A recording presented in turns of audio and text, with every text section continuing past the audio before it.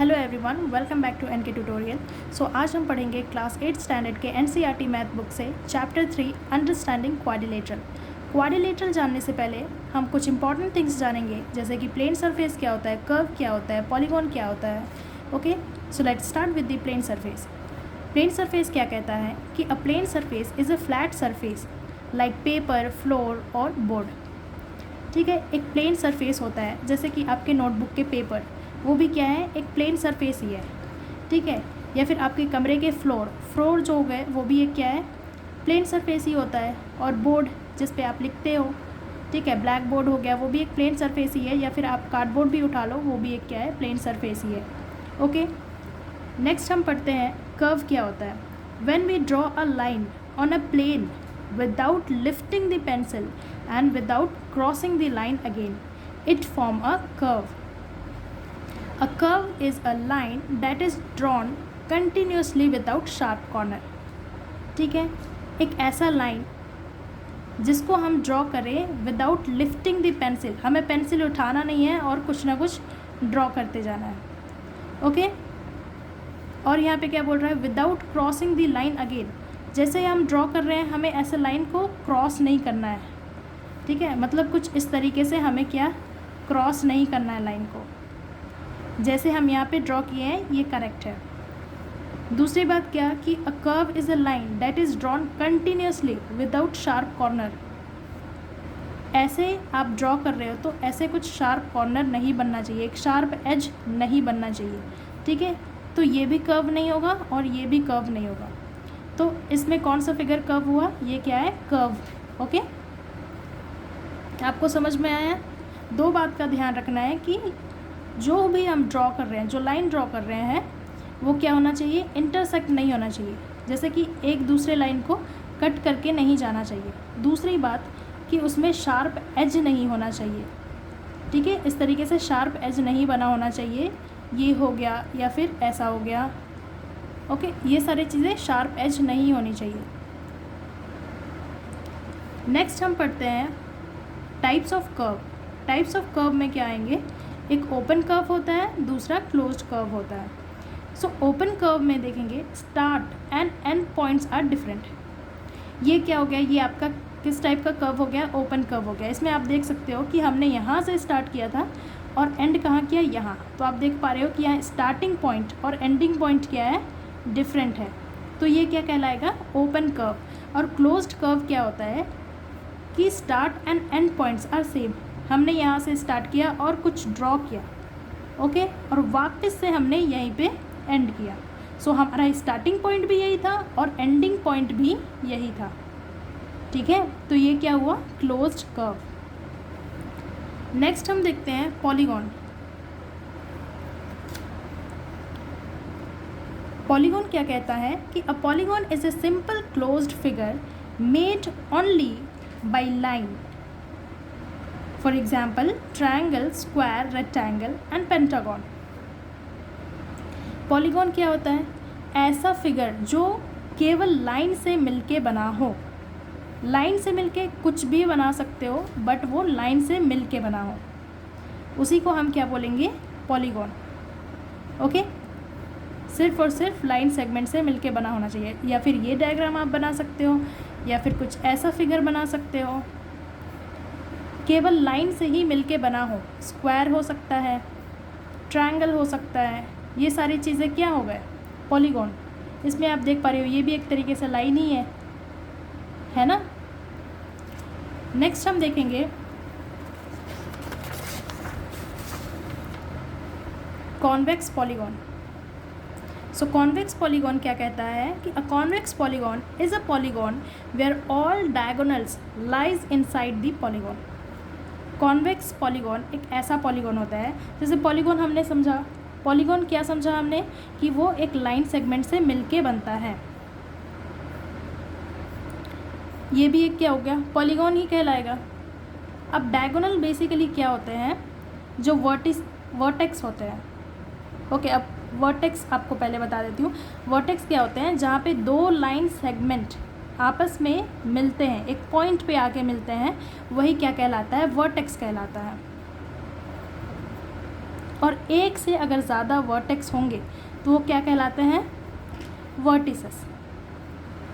Okay, सो diagonal basically क्या होता है, डायगोनल एक लाइन सेगमेंट है जो एक वर्टेक्स से अपोजिट वर्टेक्स को जॉइन करता है, एक वर्टेक्स से अपोजिट वर्टेक्स को जॉइन करता है, वही क्या कहलाता है, डायगोनल्स कहलाता है।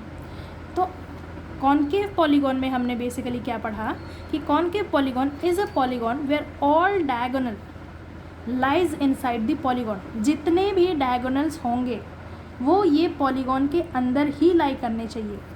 जैसे कि हम इसे point A, B, C, D, E, F हमने नेम दे रखा है हर एक वर्टेक्स को। ओके, सो ए वर्टेक्स के ऑपोजिट में कौन कौन से वर्टेक्स है उसको हम लोग क्या कर रहे हैं, ज्वाइन कर ले रहे हैं। बेसिकली हम लोग डायगोनल ड्रॉ कर ले रहे हैं। तो हमने डायगोनल ड्रॉ कर ले रहे हैं, तो वो कैसे ड्रॉ होगा, कुछ इस तरीके से ड्रॉ होगा।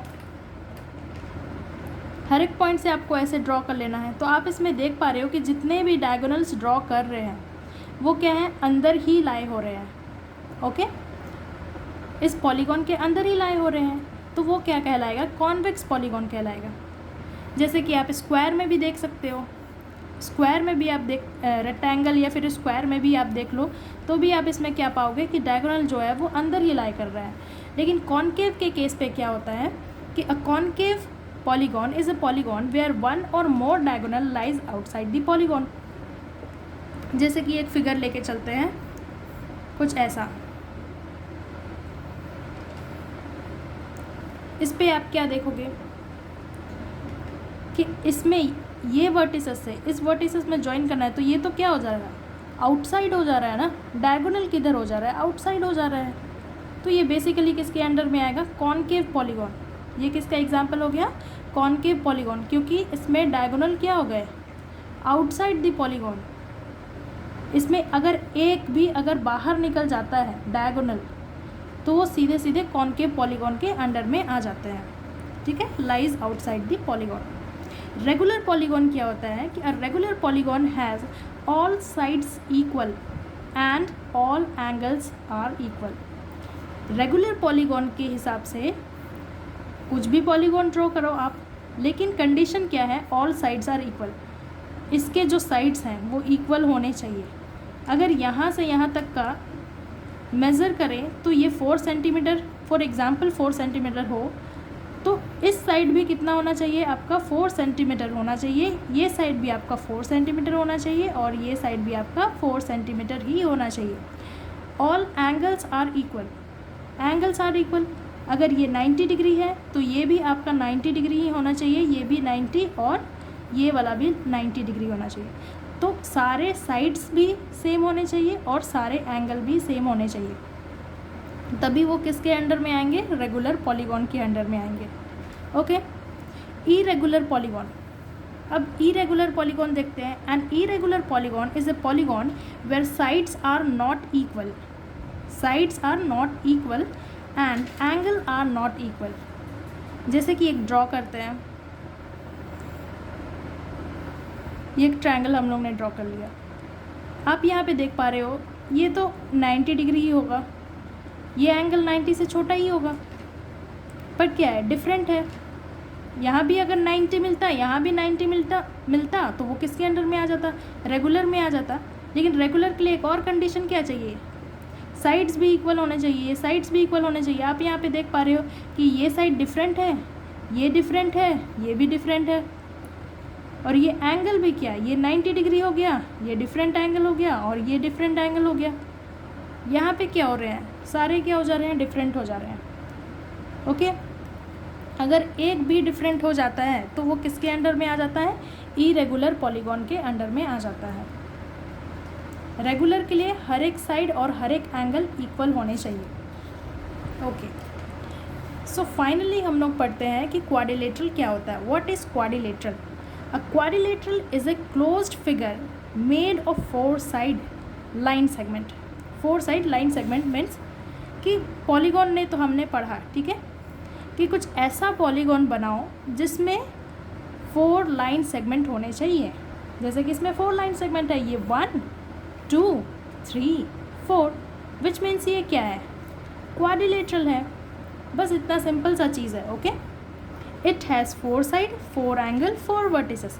इसमें आप देख सकते हो ये एक 1 साइड, 2, 3, 4, तो 4 साइड हो गया, 4 एंगल होने चाहिए, 1, 2, 3, 4, 4 एंगल भी है और 4 वर्टिसेस है, 1, 2, 3, 4। ओके, तो 4 साइड, 4 एंगल और 4 वर्टिसेस होना चाहिए, तभी वो क्या कहलाएगा, क्वाड्रिलेटरल कहलाएगा।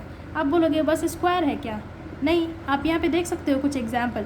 Common quadrilaterals are square, rectangle, rectangle आपको मालूम है, ओके, जिसके ऑपोजिट साइड्स क्या होते हैं, इक्वल होते हैं। इसमें भी आप देख पा रहे हो कि इसमें 4 साइड है, 1, 2, 3, 4, एंड इसमें एंगल भी क्या है, 4 ही है, वर्टिसेस भी क्या है, 4 ही है। पैरेललोग्राम आप देख पा रहे हो कि पैरेललोग्राम में भी क्या है, 4 side, 4 angle, 4 vertices. Rhombus, rhombus में भी क्या हो जा रहे हैं, 4 साइड, 4 एंगल, 4 वर्टिसेस। ट्रेपेजियम में भी आप देख पाओगे। ओके, जैसे आप बचपन में घर बनाते थे ना, उसी का ये रूफ है, वो क्या कहलाता है, ट्रेपेजियम। काइट, काइट आप सबों को पता है, ये भी कुछ रोम्बस की तरह होता है बट थोड़ा सा डिफरेंट है। ओके, सो ये सारे को आप देखोगे, सारे फिगर को देखोगे तो आप क्या पाओगे कि इसमें 4 साइड, 4 एंगल और 4 वर्टिसेस प्रेजेंट है। सो ये बेसिकली क्या कहलाते हैं, क्वाड्रिलेटरल कहलाते हैं। All this shape have 4 side, so they are called quadrilateral. So आज के लिए इतना ही। सो नेक्स्ट वीडियो में हम मिलते हैं एक्सरसाइज 3.1 के साथ। So thanks for watching, and if you want to learn more, then do like, share and subscribe this channel.